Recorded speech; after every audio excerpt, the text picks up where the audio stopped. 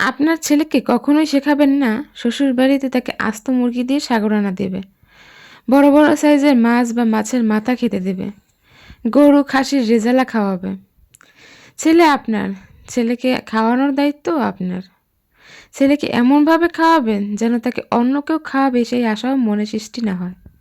Hello everyone, আসসালামু আলাইকুম, welcome to স্মৃতিস diary.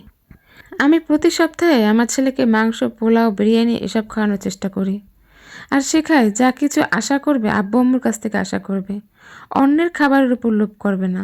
যতদিন বেঁচে আছি দিব ইনশাল্লাহ, যেন তাদের অন্যের হাতে খাওয়ার আক্ষেপ না থাকে।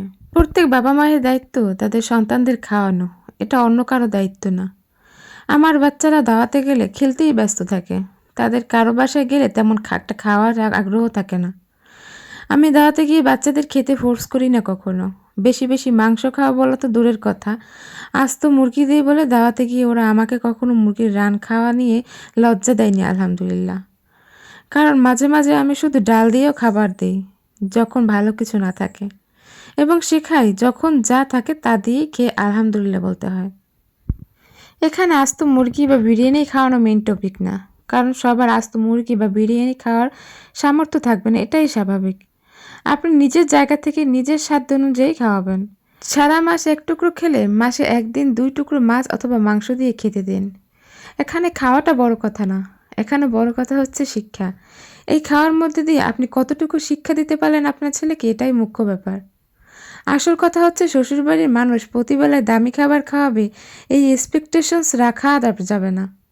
যখন যা থাকবে সেটাই তৃপ্তি নিয়ে খেতে হবে, সেটাই শেখানো উচিত। শুধু খাবার খাইয়েই সন্তানকে শিক্ষা দিতে হবে ব্যাপারটা এমন নয়। কি খাওয়াচ্ছি সেটাও বড় কথা না, খাবারের সাথে সাথে কি শিক্ষা দিচ্ছি সেটাই বড় কথা। দামি খাবার না খাইয়েও সন্তানকে দামি শিক্ষায় শিক্ষিত করা যায়। অন্যের ঘরের খাবারের আশা বাচ্চাকে শেখাবেন না, তাহলেই দেখবেন দেশ থেকে যৌতুক প্রথা থেকে শুরু করে অন্যান্য বড় বড় অপরাধ অনেকাংশে কমে আসবে।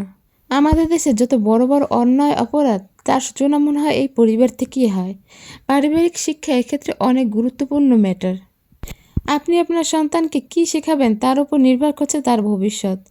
আপনি যা শেখাবেন সে তার মনের ভিতরে সেটাই ধারণ করবে। যদি আপনি আপনার সন্তানকে ভালো কিছু শেখাতে পারেন তাহলে সে তার মনের ভিতর ধারণ করবে আলো। আর যদি শিক্ষার পদ্ধতিটা হয় ভুল, তাহলে তার অন্তর থাকবে কাদায় ভর্তি, আর তার থেকে চারদিকে ছড়িয়ে পড়বে অসভ্যতা।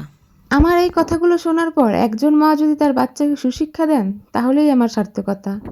আজ এ পর্যন্তই, সবার থেকে বিদায় নিচ্ছি। সবাই ভালো থাকবেন, সুস্থ থাকবেন, স্মৃতিস ডায়েরির পাশেই থাকবেন। ধন্যবাদ।